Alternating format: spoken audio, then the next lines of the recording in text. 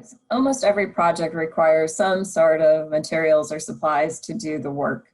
And by definition, these are items that cost less than $5,000 unless your university has a lower threshold. In that case, you would use that dollar amount. But the federal government says $5,000 and many universities use that same amount or higher amount. These items are also consumables, so you're going to use them up and throw them away. They also have a useful life of less than 1 year, so it's not something that's going to last a long time. Materials and supplies include the real obvious standard items like chemicals and pipettes. They're things that are necessary, they're integral to the work, to the specific project. You can identify that you're using it on a particular award. So those are the easy items. Then you get to the other items that require going through a direct versus indirect cost allocation or determination process. So things like copying and printing, we run into paper towels that are used in labs. You might have pens, paper, computer software, computers, cameras, hard drives, just a whole gamut of different items.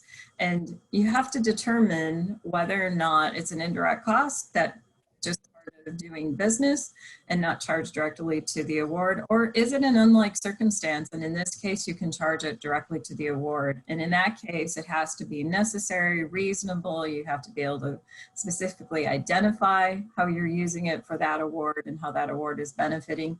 You also have to have an appropriate allocation method.